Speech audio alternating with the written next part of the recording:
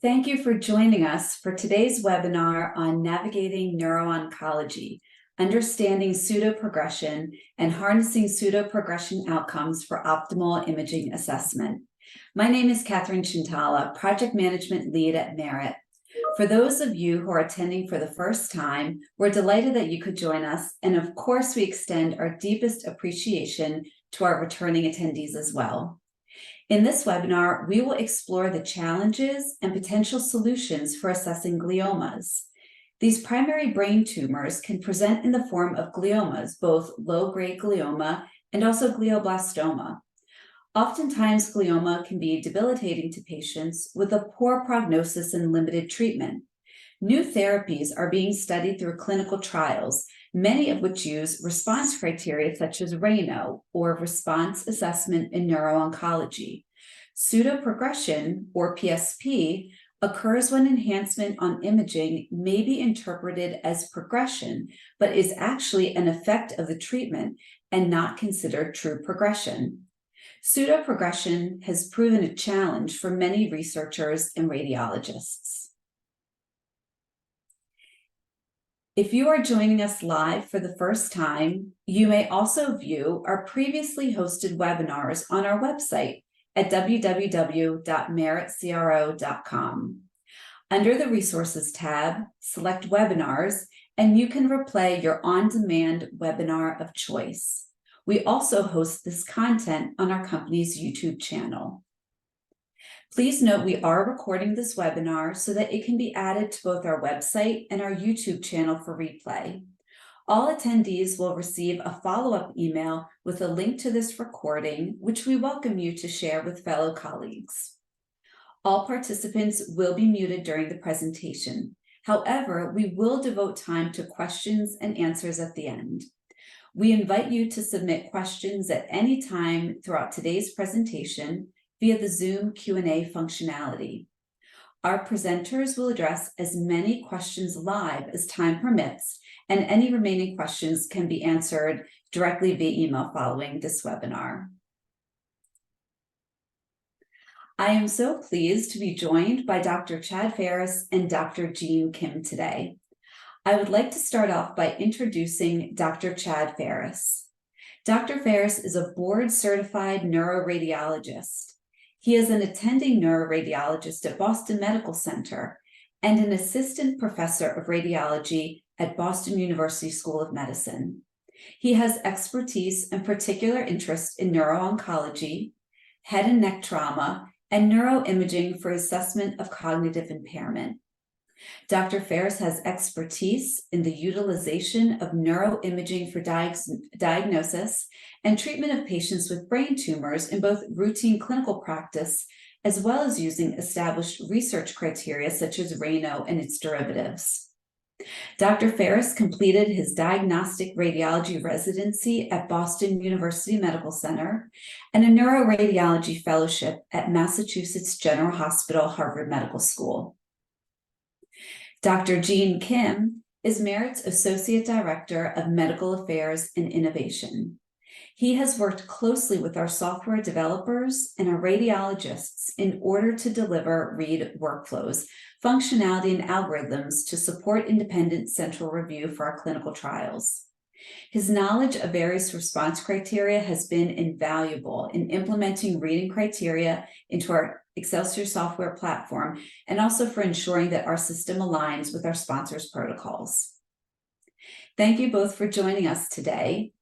And now I'd like to turn the presentation over to Dr. Chad Farris. Hello, everyone. Thank you very much, Catherine, for that kind introduction. And I'm happy to be here today to talk about pseudoprogression and really focus on how different response criteria deal with pseudoprogression. And so just to give you an overview of what we're going to be talking about, this is the agenda. We'll start with a brief introduction to brain tumors, a little bit about treatment for the most common form of brain tumors, glioblastoma, and then we'll talk about criteria for assessing response to therapy. We'll talk about what pseudoprogression is and the problem that pseudoprogression gives us both in the clinical setting as well as in the research setting. and then we'll talk about how the different assessment criteria deal with pseudoprogression. We'll then very briefly look at some up-and-coming advanced imaging methods for differentiation between true progression and pseudoprogression. And then I'll be handing it off to Dr. Kim to talk about pseudoprogression and patient outcomes and data collection and for pseudoprogression.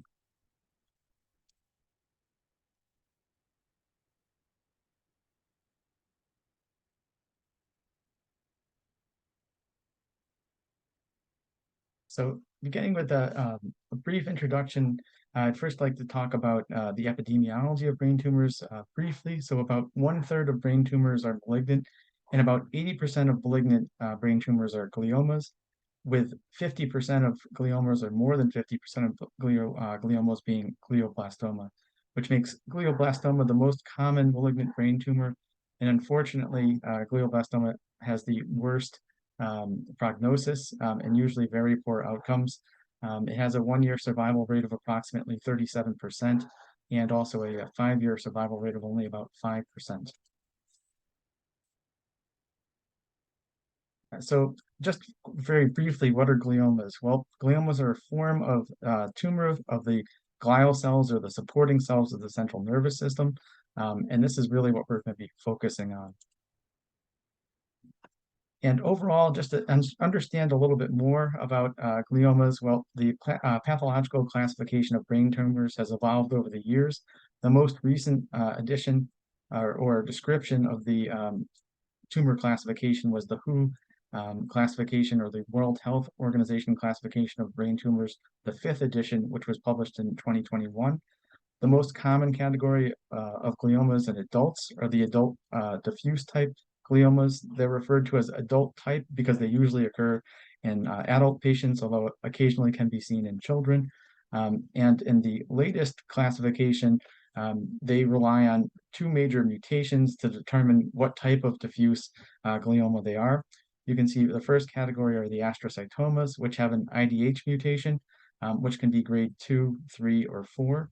There's the oligodendrogliomas, which are also IDH mutant tumors, but they have a defining 1p19q codeletion, which separates them from astrocytomas. Those can be grade 2 or grade 3 tumors. And then the glioblastomas, which are IDH wild type, and that IDH wild type is what defines them as a glioblastoma, and those are grade 4 tumors. So this really brings up the question then of what is the difference between a low-grade and a high-grade tumor, and how are these terms used? So we talked about the WHO classification, or World Health Organization classification, using grade 1, grade 2, grade 3, and grade 4 as possible categories, with the grade referring to the aggressiveness and the prognosis. So a grade 1 tumor will be the least aggressive tumor you could think about with the best prognosis, grade 4 being the worst type of tumor that's aggressive with the worst potential outcome. And we would classify then the low-grade gliomas would refer to the grade 1 and grade 2 tumors, and high-grade gliomas would refer to the grade 3 and grade 4 gliomas. And now that we have some general background information about brain tumors, and we've established that glioblastoma is the most common form of malignant brain tumor and also has a very poor prognosis, despite the best possible therapies, it's clear why treatment for glioblastoma is really critical. And we're going to talk about the response criteria that have been developed to try to determine when therapy is effective or when a therapy is not effective. So initially, this was the first attempt at this was really the Levin criteria, which came out really when CT was being developed. And this is the very early attempt at trying to differentiate different progression from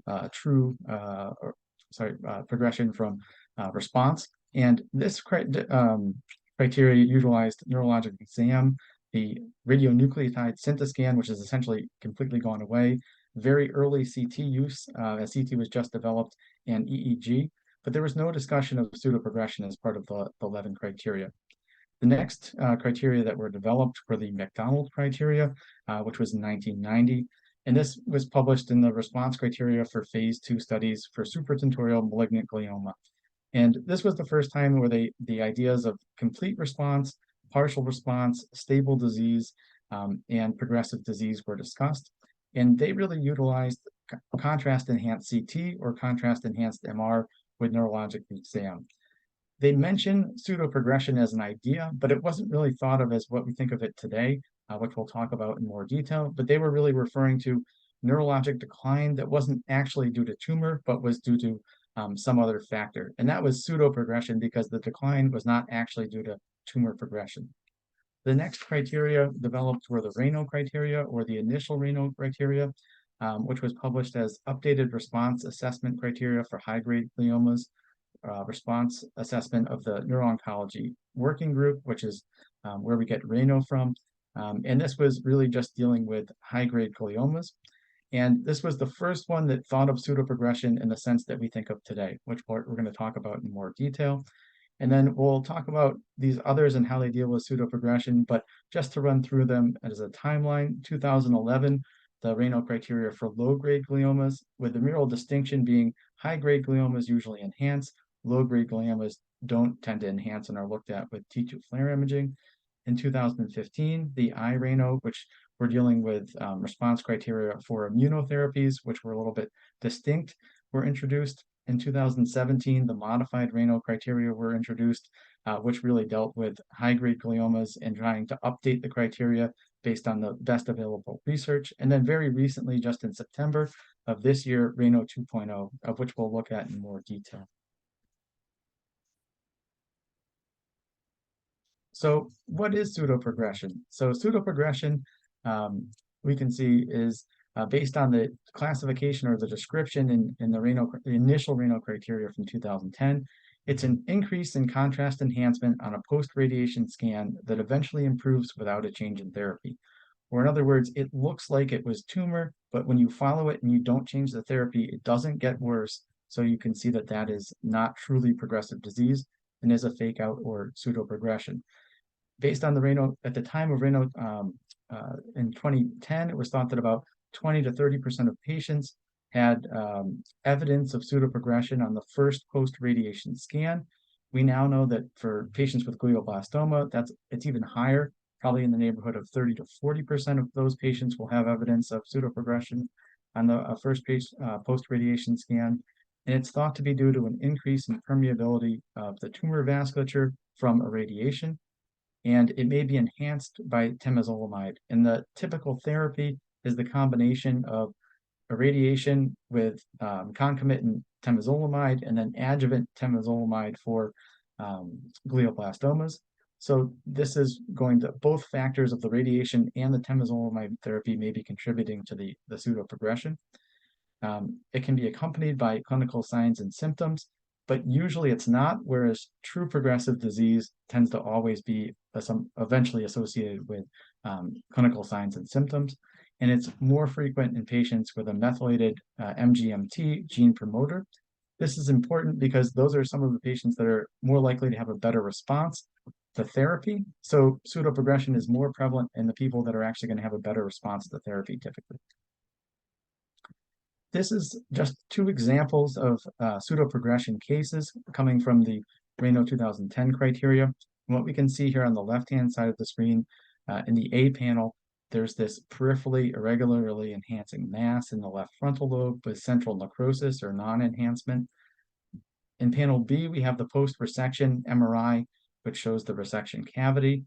And then relative to this, on the follow-up MRI, you can see that there's development of this thick peripheral irregular enhancement along the periphery of the resection cavity, which was worrisome for disease progression. So you can see they went back for re-resection in panel D.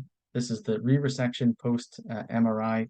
And at this point, all of that enhancing disease, or what was thought to be enhancing disease, has been removed. However, no viable tumor was recovered, and this was all necrosis. So this is an example of surgically confirmed pseudoprogression. On the right-hand side of the screen in panel A, we have another tumor here. This is 2 days after biopsy-proven glioblastoma was diagnosed. And then we have the post-radiation scan, which we can see enlargement of the area of abnormal enhancement looking like disease progression, but a follow-up MRI was obtained due to concern for pseudoprogression. And you can see on the follow-up MRI 4 weeks later, it looks exactly the same essentially. So there's no evidence of change between these, and there's been no change in therapy between these two scans. And then at the completion of 8 cycles of temozolomide, which was just being continued on, you can see this tumor, or what was thought to be tumor, has improved. So the area of enhancement has significantly improved with no change in therapy, just continued temozolomide. And this is radiographic example of pseudoprogression. Now, in the iRano criteria published in 2015, there was also this concept for immunotherapy that may look a little different. And this is just one example from that paper. You can see after the second vaccine, so this was oligodendroglioma that was being treated with a vaccine therapy. There was this area of T2 flare hyperintensity corresponding to the tumor. But on the post-gadolinium scans, we can see there's no abnormal enhancement at that point. After they received their third vaccine, though, they did develop abnormal enhancement on the scan performed 11 days after that vaccine. But within 8 days, on the 19th day after that vaccine, that abnormal enhancement had resolved. This is another example of pseudoprogression, this time with an immunotherapy, a vaccine. So now that we've seen examples of pseudoprogression, we have to ask ourselves, what's the problem with pseudoprogression? And these are really the 3 things that we think about as major problems. The first is it may lead to premature discontinuation of an effective adjuvant therapy. So we maybe have done the surgery, we're on temozolomide, it looks like there's progression of disease, but it's actually pseudoprogression. So we stop the temozolomide, even though it's actually having a beneficial effect. So for an individual patient, that's going to be a negative consequence of stopping the therapy that was actually working because we thought it was progression. The second one is it limits the validity of progression-free survival as an endpoint unless tissue-based confirmation of tumor is obtained.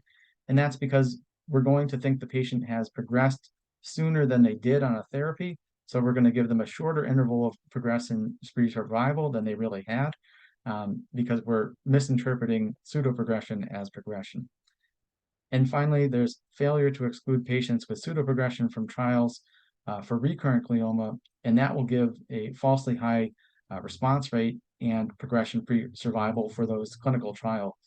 The reason being that if it's pseudoprogression and you stop the routine therapy and start now a clinical trial for recurrent glioma, there actually hasn't been recurrence of the tumor, so that when there is no progression and stable disease or even a response, what looks like a response to therapy, it's just the fact that enhancement related to the pseudoimpression progression has improved and that there's not actually a treatment response. So these are all reasons why pseudoprogression is problematic. So how do we deal with pseudoprogression? And the way that the Rano criteria initially dealt with this was that within the first 12 weeks after completion of radiation therapy, progression was only allowed to be called if the majority of the new abnormal enhancement was outside of the radiation field, because they knew that the pseudoprogression was going to be happening within the radiation field. If the new enhancement is outside of the radiation field, the high dose region or beyond the 80 dose line, then that's going to be progressive disease because it's not being caused by the radiation exposure. However, if it's within the radiation field, the only way you could prove it within 12 weeks would be get pathologic confirmation. Then there's this distinction, though, once you've hit the 12-week mark and beyond radiation therapy, what's going to be considered progression is going to be any new lesion outside of the radiation field, just like within the first 12 weeks. But now all of these size measurements are going to be applicable. So if there's an equal to or greater than 25% increase in the sum of products of diameters between the first post-radiation scan, this refers to the enhancing areas of disease, or a subsequent scan with smaller tumor size than the scan at 12 weeks or later, it's going to be tumor progression, assuming that they haven't reduced steroids, as long as they're stable or increasing dose of steroids. Clinical deterioration, not attributable to another cause, can be considered progression, but it's usually not enough to get them into a clinical trial. You need to have imaging or tissue confirmation that it's actually progression. And then if they're getting anti-angiogenic therapy in the original Rano, a significant increase in T2 flare was may be considered for progression with stable or increasing steroids versus baseline, because we know that the anti-angiogenic therapy reduces enhancement. So that's why that was offered as a way to show progression and to differentiate from pseudo-progression. The Rano criteria then in 2015 made an addition on top of this. And essentially what they said is when you have imaging that looks like radiologic progression, you're going to have to ask yourself, is there significant clinical deterioration? If there is clinical deterioration in the setting of radiographic progression, that's going to be progressive disease. You're going to discontinue therapy, and you know that this is enough for confirming that the tumor has progressed. However, if there looks like progression on imaging, but they don't have significant decline clinically, then you have to look at the duration of immunotherapy. If it's greater than 6 months, they've been on the immunotherapy for a long time, that's going to be progressive disease. However, if it's 6 months or less that they've been on the immunotherapy, then we're not really sure if this is true progression or pseudo-progression. And so the way they deal with this is to get a 3-month follow-up MRI, assuming that the patient is clinically stable. And as long as they can go those 3 months and remain clinically stable, you'll get the 3-month follow-up. And that 3-month follow-up will be used to determine, is this true progressive disease or is it something else, pseudo-progression? The next thing is the alterations that came with the M-Rano modification, or the modified Rano criteria in 2017. M-Rano made a major change. Instead of using the baseline MRI as the post-surgery MRI, they started to use the post-radiation time point as the baseline for response evaluation. And that's important because things can develop during that period of time, and that's a significantly different baseline study that's being used relative to the original Rano criteria. The definition of response and progression is based on only considering objective, defined, measurable enhancing disease. So they stopped using that enlargement of the T2 flare area for these enhancing tumors as a marker for progression. And it required 2 scans demonstrating progression 4 to 8 weeks apart. So as opposed to calling progression on a single study with the original Rano criteria, modified Rano is now requiring 2 scans. And this is just a sort of a very complicated figure, but we'll walk through just the top line of the figure here to see how this works to try to separate progression from pseudo-progression. So you can see the patient on the left-hand side receives the initial diagnosis based on the pre-entry MRI time point. They enter into the study. They're going to then get a post-operative MRI right after surgical resection of the enhancing disease, and they'll go on their concurrent radiation therapy and treatment. They'll then get the post-treatment MRI. And now for the modified Rano, this is the baseline MRI that's being obtained at this point. They then start the adjuvant therapy, and then they'll get the post-treatment routine surveillance after that. And now this will just be compared to that post-radiation therapy MRI, and you'll have to make the decision based on that. Does the patient meet the criteria for what looks like progression? That's a 25% increase in the sum of bidimensional measurements of the enhancing disease. They also allow the option of doing volumetric increase in enhancing disease and a 40% increase in volume, which is equivalent to the 25% increase in bidimensional measurements are going to be considered progression, but you don't call this definite to progression. It's only preliminary progression, and you continue therapy under this guideline, at which point you'll get another follow-up in 4 weeks later, 4 to 8 weeks, to see if this is truly progression or not. If you continue to have progression relative to this scan by meeting these criteria of the 25% increase or the 40% increase if you're using volume, that's confirmed progression, and they stop therapy. However, if it fits into any other category and you don't meet these criteria for progression, it's going to be confirmed pseudo-progression, and you'll just continue monitoring as you would in any other case until you have an additional scan that shows progression, which would be then that second scan that shows you confirmation of progression. So 2 scans needed to prove progression with the M-Rano criteria. And then this is very similar when we're looking at recurrent GBM using the M-Rano criteria. The one thing that gets modified is this initial portion, but once you get into the new therapy starting, you'll see that the rest of this schema is the same, but we'll just take a close look at that, what happens initially in this scheme. So once we have reoccurrence, there's the pre-entry MRI. You enter into the study. They may do re-resection of the enhancing disease, or they may not. That's where surgery is optional. And then you want to get the new baseline MRI after, if they repeat surgery. They say within 72 hours, according to the Rano criteria. Ideally, this is closer to the surgery than 72 hours, but that was allowed based on the criteria. And then they'd be randomized to the new therapy. And you don't want that new MRI scan to be more than 3 weeks apart from starting therapy, so that it's in close proximity. And then you continue on with the algorithm as we just saw. The other thing with Rano that was introduced are a few different factors. So the T1 subtraction map was suggested to try to best identify enhancing disease. And you can see here, there's the pre-contrast T1 image, here's the post-contrast T1 image, and then you subtracted here the pre-contrast from the post-contrast image to give you the subtraction map. And it really highlights this enhancing disease, which you can see is very subtle on the initial post-contrast MRI, but on the subtraction map, it becomes obvious. So they suggested using these subtraction maps to best identify enhancing disease that may be subtle. They gave the option of using the biplane measurement, which has been the standard in the initial Rano criteria and also from the McDonald criteria before it, and offered you, though, the new option of volume measurement. If you obtain 3D T1 pre and post contrast images, you can do a volume measurement of enhancing disease. And you need a 40% increase in volume of enhancing disease to be considered progression versus the 25% increase on the other measurement.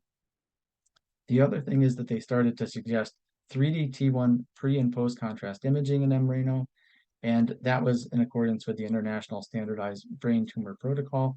Before that, 2D imaging was perfectly acceptable. Now they recommended 3D imaging.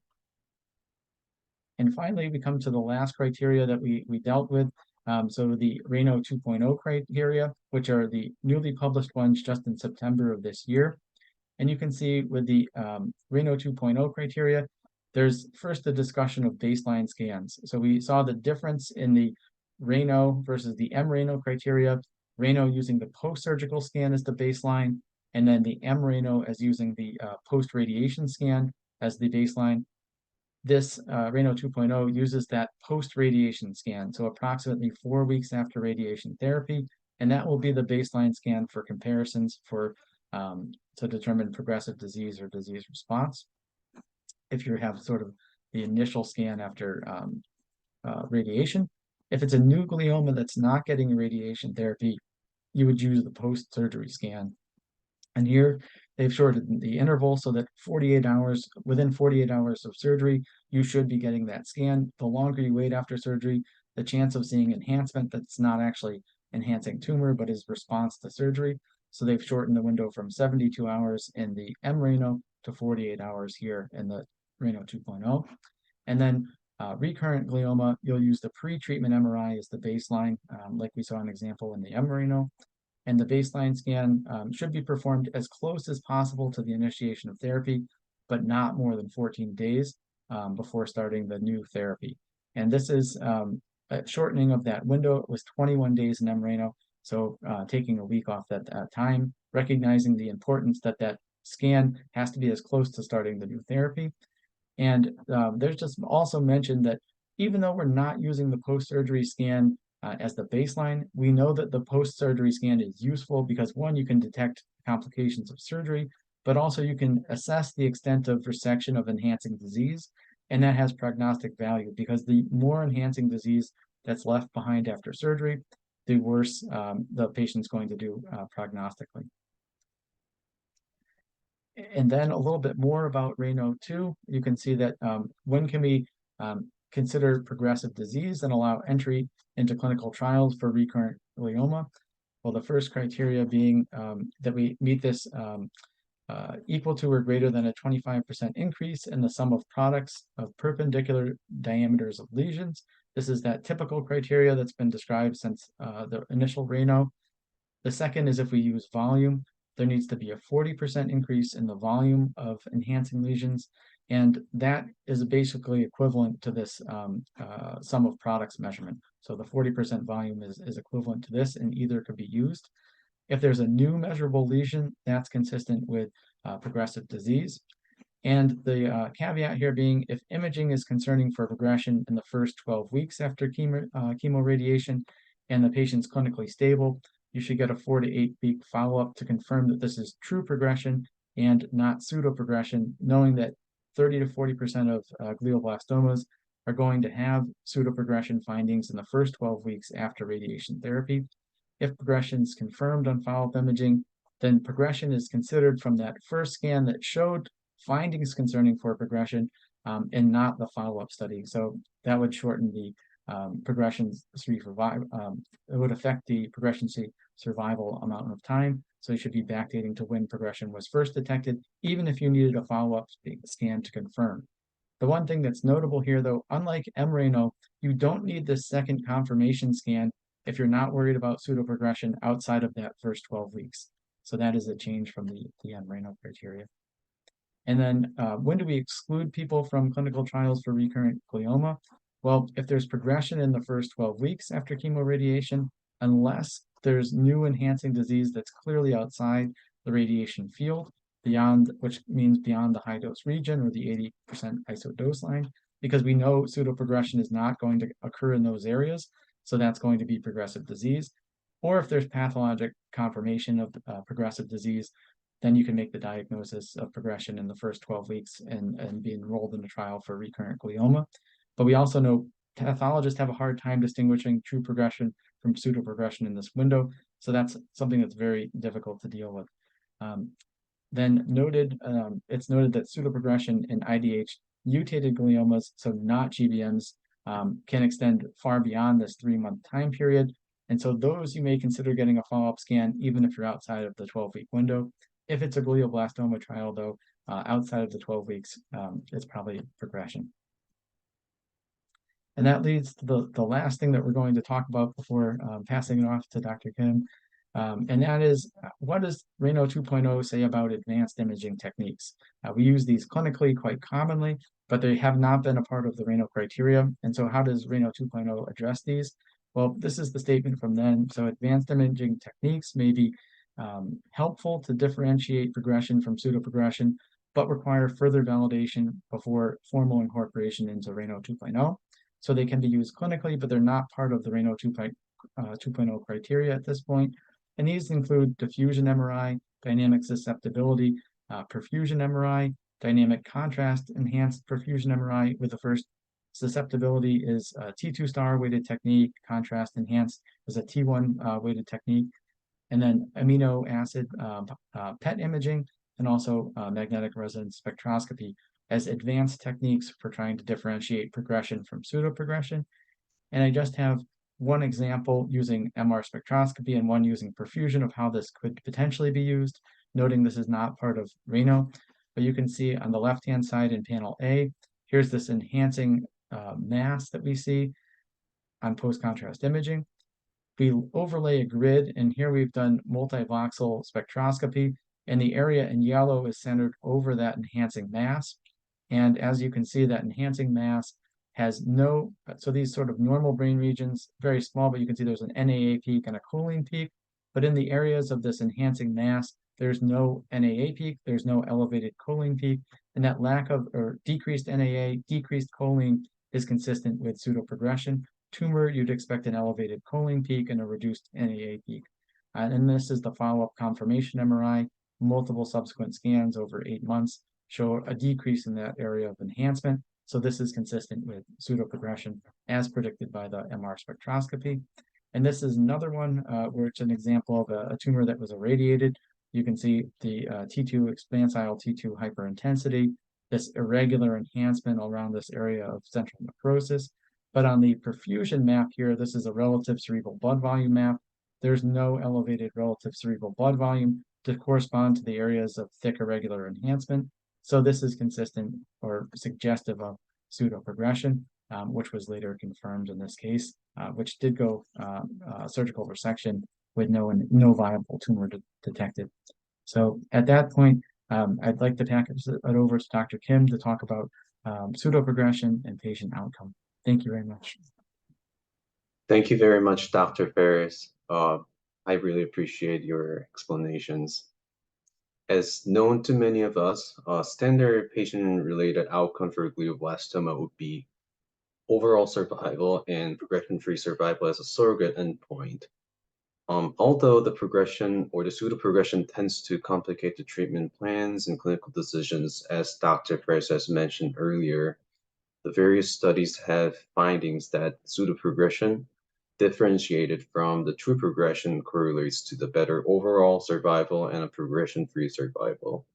This also may indicate that future guidance and finding correct novel imaging modality in place to differentiate the accurate pseudoprogression can potentially contribute to better decision and treatment plan for enrolled patients and the outcomes in trial.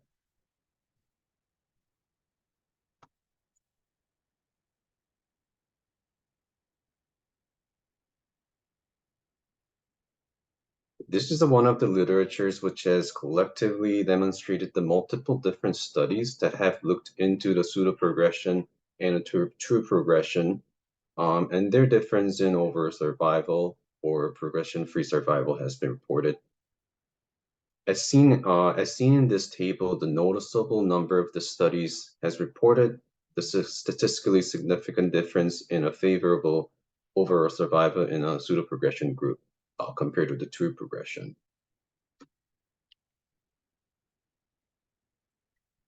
So what could be important considerations in terms of the data collection and planning for the pseudoprogression in trial with the imaging endpoints when it comes to the execution? There are various neuro-oncology response criteria that Dr. Farris has went over. They has been published and they handle all PS pseudoprogression in a different way. So the choosing the correct response criteria that matches not only the disease states that's being investigated, but also the appropriate modifications based upon a prior evidence of the investigating agent, patient population data if it's available. Especially likelihood of pseudoprogression beyond the radiation related. Some targeted therapies or drug utilizing the novel mechanisms may have a higher incidence of the pseudoprogression and potentially the different timing of the pseudoprogression as well.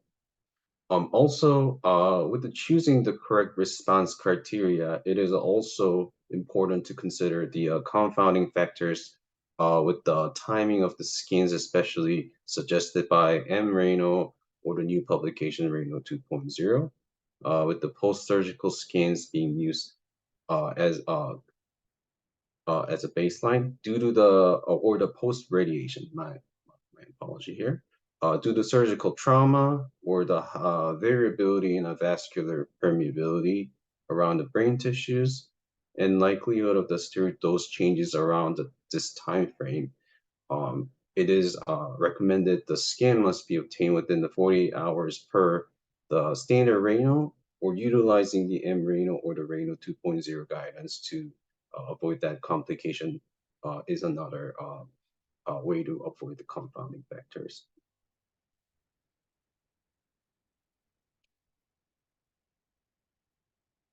Also, it is important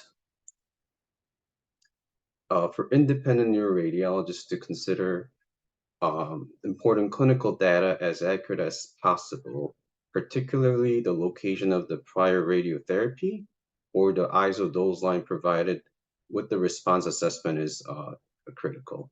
In fact, this is one of the common challenges as a data may not be as accurate or readily available from patient chart and needs to be considered as a standard data collection point as well in a clinical practice by some collaborative effort. Also, imaging acquisition in a standard method is very important, such as missing sequences or inconsistent slice thickness, non-contiguous reconstructions, or other imaging parameters changing over across the different time points can also affect the response assessment done by independent neuroradiologists. So it is recommended to follow the brain imaging protocol for glioma that has been suggested. Using consistent parameters across the time point will provide the consistent reading data as well. Also, there's another important charter specifications that needs to be planned out. For instance, the sequential lab time point or global assessment of the read data, such as the workflow defined in a charter, is very important, since the charter functions an overarching planning of the reader workflow, or any modification on the response criteria or the assessment needed will be also indicated in this charter, and then also the guidance of the reader assessment. So defining clearly stated way of how to handle pseudoprogression with the minimal ambiguity is also important.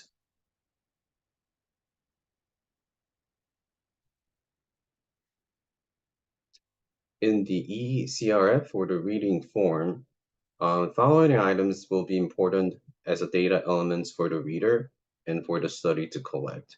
Particularly reporting pseudoprogression in lesion category level to indicate which lesion contributes to pseudoprogression, and form level audit trail to be able to trace the lesion outcome edits to appropriately record the preliminary PD, pseudoprogression, and the confirmed progression updates at the confirmation scans.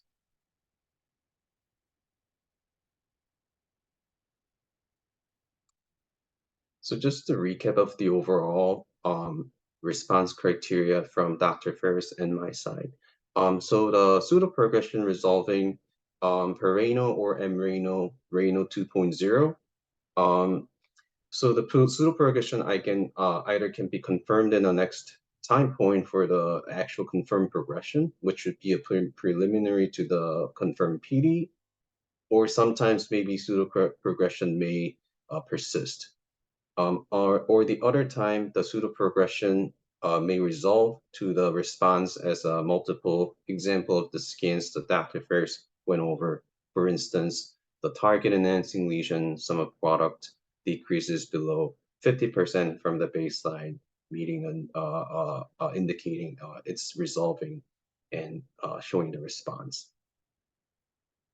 Also, considering the best over response, incorporating the pseudoprogression needs to be evaluated, and ideally that's the charter specifies what would be the correct hierarchy of the pseudoprogression compared to other responses and other confirmed progression or the non-evaluable time point, so the best overall response can be derived properly.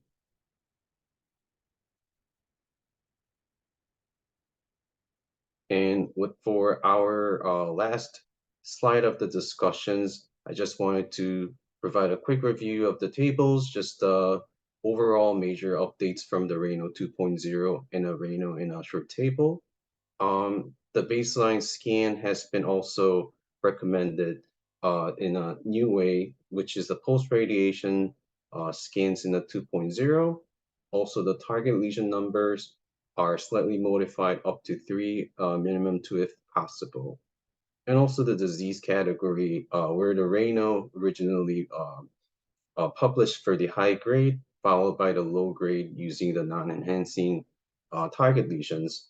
Now the Rano 2.0 actually provides inclusive response tables for enhancing glioma, non-enhancing glioma, and a glioma that presents with the enhancing and non-enhancing together. Measurement from the original Rano bidimensional. Now the 2.0 also recommends a volumetric with certain reading centers having a proper technology to assist the radiologist to reasonably read the time in efficient time manner. The volumetric may be also used with that 40% cutoff, as Dr. Farris mentioned earlier. And then also lastly, the pseudoprogression rule has been updated from the preliminary to the confirmed progression. And I appreciate everybody, and I will actually pass my presentation back to Catherine for a wrap-up. Thank you. Okay. Thank you so much, Jean and Dr. Farris. That was great to hear your insights into the new article that has just come out. This is really timely guidance with the publication of Rano 2.0. It's very timely, and also it's really helpful just with all of the new clinical trials and advancements that are coming out that will ultimately benefit patients. That's really exciting. Thank you so much. So I'm going to go ahead and take back control of our presentation. And we've reached the end of our presentation from Dr. Farris and from Dr. Kim. And we now can accept all questions and answers that the audience may have. While you are sending questions through that Zoom Q&A functionality, I have just 2 brief slides to share with you to let you know who Merit is. And a lot of you know Merit from our many years of managing clinical trials in ophthalmology. We have served biotech and pharmaceutical companies in their clinical endpoint analysis for over 10 years with a team of medical professionals and seasonal operational support staff. We offer support to our partners in a variety of therapeutic areas, ophthalmology, and also including oncology and respiratory. We are based out of Madison, Wisconsin in the United States, but our company has a global reach.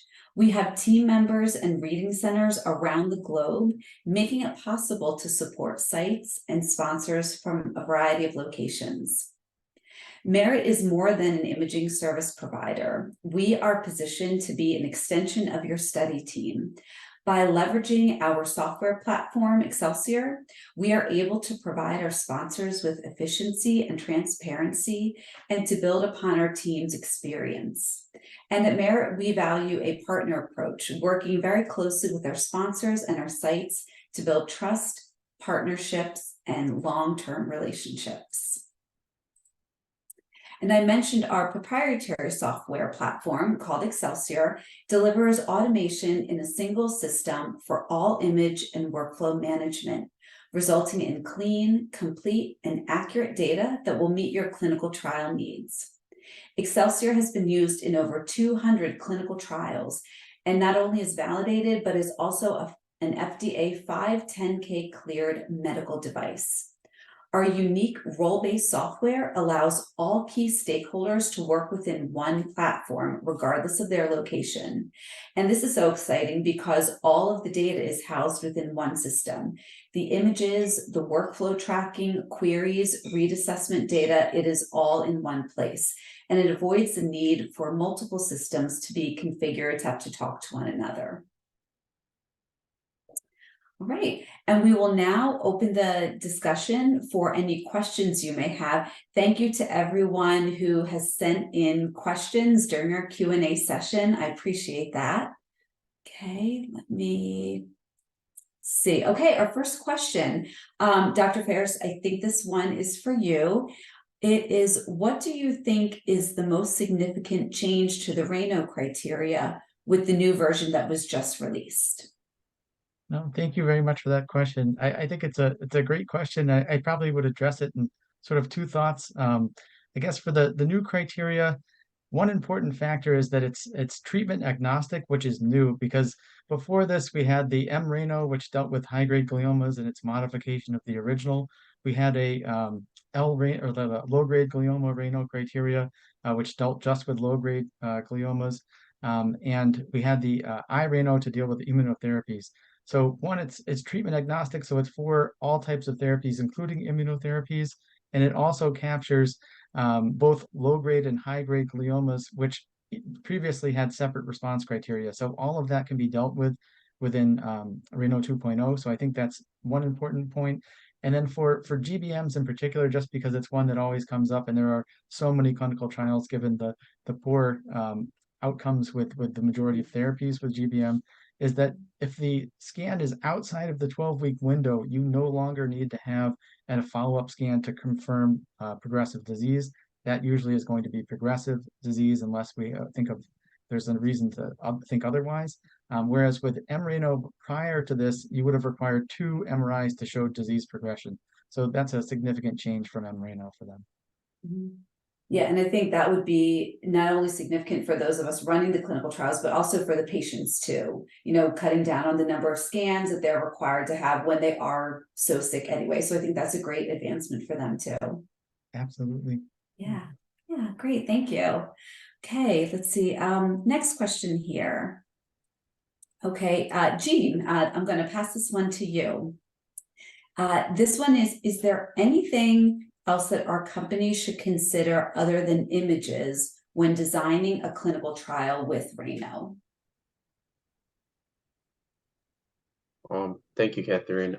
Yeah, definitely. Rano is not solely dependent on just the imaging itself, especially the data collection on the prior clinical data that comes from the more of the actual EMRs from the patient chart when they're enrolling from the new glioblastoma, especially those are the data. Maybe it's more hard to get the clean data. So these are the very important things to be provided at the baseline read for the neuroradiologist. So it's actually important to collect those data and also communicate with the independent reading centers to make sure what are the permissive values to as much as the data should be standardized when data is actually being presented to the radiologist and deriving each time point response. Also, it's a more of the back end work here, but also more of the integrated platform or the ECRF viewers are actually very helpful because it helps the radiologist workflow to actually view both the actual response form and also the images and also the clinical data that will support the decision of the response assessment altogether. And those efficiency does actually affect study data to be more smoothly and accurately collected at the each time point read. All right, great. Yeah, definitely. For those of us who have worked with these trials before, yeah, setting all those parameters up front, all those allowable values is so important. I think that's a great takeaway for our audience today. Thanks, Dr. Kim. Okay, let's see, we have another question. I'm going to pass this one to you, Dr. Farris. The question is, should necrotic region within T1 post-contrast lesions be taken into account or included when applying volumetric measurements for Rano 2.0? Thank you very much for that question. I think this is an interesting question, and it gets at, I think, one of the problems with using volumetric measurements. So the necrotic region should not be included within the volumetric measurement, which can potentially pose a problem for volumetric measurements. It's important to only measure the enhancing disease for the volumetric measurements and to exclude the component of the region that's non-enhancing. So the gist of it is just the only enhancing disease is to be measured for the volumetric measurements, and that sometimes can be problematic. And it's one of the reasons why I think the biplane measurements are still sort of the predominant method that's being suggested in Rano 2.0, even though it gives the option of using volumetric measurements. I don't think we have a great way of dealing with sort of separating out the non-enhancing disease well in some situations when doing volumetric measurements, but it should not be included. Okay. All right, great. Thank you for that. Okay, and it looks like we have time for one more question. So Dr. Farris, for you again. The question is, my company is developing a phase 2 clinical trial, and we were using the published Rano guidance. With the new 2.0 version just being released, should we consider making changes to our trial? And I think that's an excellent question. And I think it comes down to 2 points. One is if it's where you are in the clinical trial is going to matter. If it's still early enough that you really haven't started, you can consider the new adjustments for Rano 2.0 for the baseline criteria. And that would be specifically if you're, depending on what the trial is looking at. If it's for a patient that's going to be getting radiation, you'd want to use the the baseline scan as that scan that was obtained 4 weeks after radiation. If it's a patient that's not getting radiation therapy for a new glioma, you would use the post-surgical MRI 48 hours after, within 48 hours of that resection for a baseline study for comparison. If it's recurrent glioma, it would be the pre-treatment scan for that new therapy that was going to be started. And you'd want to make sure that that scan was within 14 days of starting the new therapy. And so that would be in the case that you hadn't started the trial yet and you were able to make that adjustment. If you've already started the trial, the thing to think about would be that you no longer need those 2 scans to confirm progression. If you're looking at glioblastoma, for instance, which is one of the most common types of trials. So if you're looking at glioblastoma and you have what looks like progression outside of that 12-week window after radiation therapy, that's progressive disease unless you have another reason to think otherwise. And that's going to be no additional necessary imaging. If it is within that 12-week window, you would still need the confirmation scan to show progression. Okay, that's great. It's good to keep in mind. Thank you. Okay, well, we have now reached the end of our Q&A session and of our presentation. I wanted to sincerely thank Dr. Kim and Dr. Farris for your time today. This was just wonderful. This was great, timely guidance. In light of the Rano 2.0 criteria that came out, and just great to hear your thoughts on pseudo-progression, which is a topic I know comes up with our sponsors. So I think it's one that is, very popular today. So I do appreciate your time. And also to our audience, thank you so much for tuning in. You can stay up to date on any additional primary endpoint related content by following our company page on LinkedIn. We also have Dr. Kim's information here at Merit if you want to reach out directly to him. Please stay tuned for more information regarding Merit's upcoming webinars and have a wonderful day. Thank you so much.